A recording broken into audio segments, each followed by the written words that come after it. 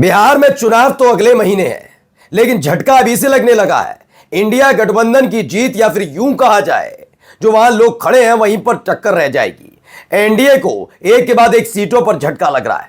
ये झटके किस किस सीट पर लगे, किसको लगे, वो दिखाऊंगा। बीजेपी को भी एक झटका लगने की खबर है, वो भी आपको दिखाऊंगा कि कैसे एक पूर्व केंद्रीय मंत्री और बीजेपी के कद्दावर नेता ने के बेटे ने बीजेपी के खिलाफ ही मोर्चा खोल दिया। और खबर निकल कर आ रही है, जनता दल यूनाइटेड एलजेपीआर को राजनीतिक तौर पर निपटाने में जुटी हुई है।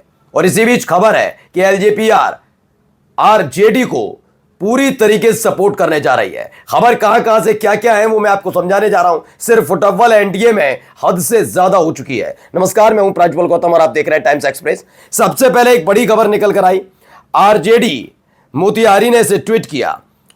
चिराग पासवान की पार्टी है लोक जनशक्ति पार्टी रामविलास, उसको लेकर खबर है कि उनकी अब तक एक प्रत्याशी के नामांकन रद्द हुआ, लेकिन देखते ही देखते खबर 4 प्रत्याशियों से जुड़ी हुई निकलकर सामने आ गई। पहले देखिए, 4 उम्मीदवारों का नामांकन रद्द होने की सूचना मिल रही है। वेरीफाई करने के लिए कहा जा रहा है मढ़ौरा सीट से सीमा सिंह है, सकरा से रिजर्व सीट से प्रवीण कुमार है, संजय पासवान बकरी से रिजर्व वो, और अरुण कुमार बख्तियारपुर से। ये सारे के सारे लोक जनशक्ति पार्टी रामविलास के प्रत्याशी थे। अच्छा, खास बात इसमें क्या है वो मैं आपको दिखाऊंगा। खास बात यह है कि इस पर खुशी इंडिया गठबंधन को मनानी चाहिए थी। क्यों? क्योंकि एनडीए में क्या है, किसी भी गठबंधन में आप होते हैं तो अपने ही गठबंधन के दूसरे घटक दल के खिलाफ प्रत्याशी तो खड़ा करेंगे नहीं।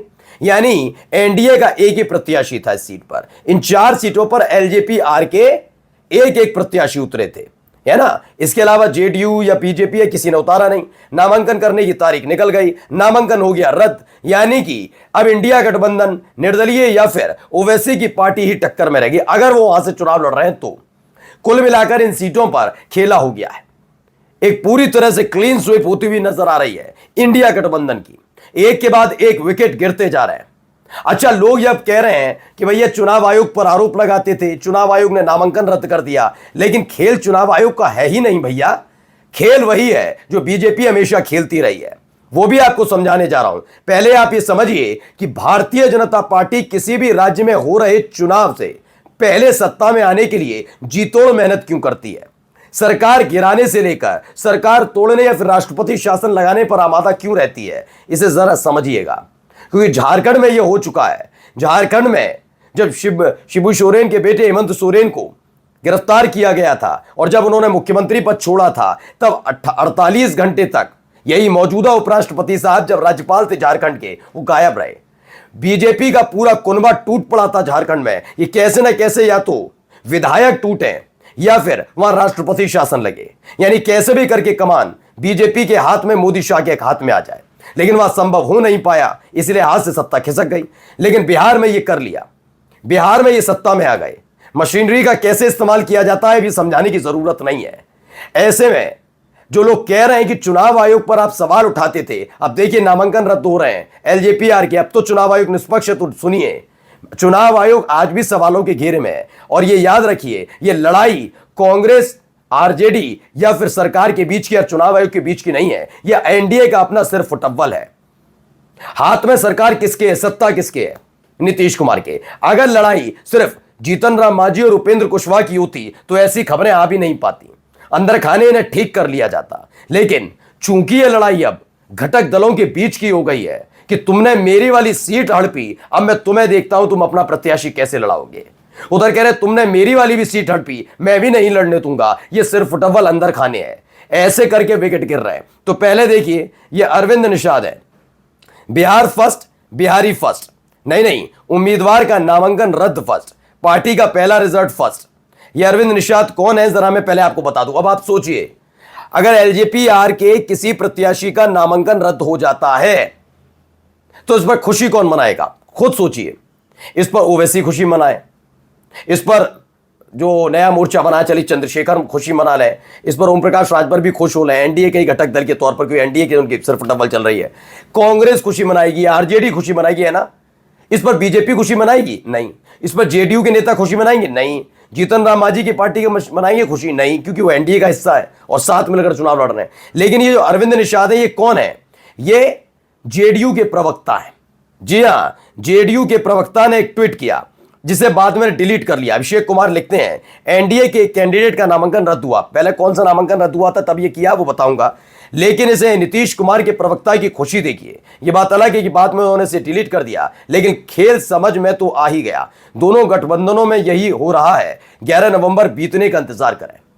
दोनों में मैंने आपको बताया ना, लड़ाई किस में लड़वाई बीजेपी ने अपनी सीटें कम नहीं की, जेडीयू की सीट उठाकर दे दी एलजेपीआर को। हम और उपेंद्र कुशवाहा की सीट उठाकर दे दी एलजेपीआर को कि आपस में लड़ते रहो। हम तुम्हारे वाले जो समर्थक हैं, जो वोटर्स हैं, उनके जरिए अपने 101 सीटों पर ज्यादा से ज्यादा विधायक जिताएं, जिससे तुम आपस में लड़ते रहोगे, हम अव्वल बनकर उभरेंगे और एनडीए को अगर बहुमत मिला तो हमारा वाला बनेगा मुख्यमंत्री, जिसका जिक्र पहले ही अमित शाह ने कर दिया है कि बाद में तय होता है। तो पहले यह खबर निकल कर आई। देखिए खबर क्या है। गुप्त सूत्रों से खबर है कि बीजेपी लोजपा वोटर्स का बदला लेने के लिए जेडीयू सीट्स पर आरजेडी का समर्थन करेगी। यह ना कहा जा रहा है कि भारतीय जनता पार्टी और लोजपा के वोटर्स इसका बदला लेने के लिए जेडीयू की सीट, जहां जहां जनता दल यूनाइटेड नीतीश कुमार की पार्टी के कैंडिडेट चुनाव लड़ रहे हैं, वहां आरजेडी को मदद करने का ऐलान कर रहे हैं। यह अंदर खाने से खबर है। यह अविनाश यादव है, वो इसे लिखते हैं। वो कहते हैं कि ऐसी खबर मिल रही है कि अब एलजेपीआर यानी चिराग पासवान के जो वोटर्स हैं वो आरजेडी को मदद करने के लिए तैयार है, क्योंकि जैसे ही उनकी पार्टी के एक प्रत्याशी का नामांकन रद्द होता है फौरन ही जेडीयू खुशी मनाती है। यानी कि अंदर खाने यही खेल चल रहा है। कैसे? वहां तो खेल कर नहीं पाए, सीटें कम नहीं करवा पाए या कुछ नहीं करवा पाए, तो उन्होंने कहा नामांकन रद्द होंगे तो पता चलेगा कि कैसे एक एक करके सीट कम हुई। देखिए यही वो है, ये चुनाव लड़ने निकली थी। इनका ये एफिडेविट है जो इन्होंने दर्ज किया था, लेकिन बेचारी रह गई, नामांकन रद्द हो गया।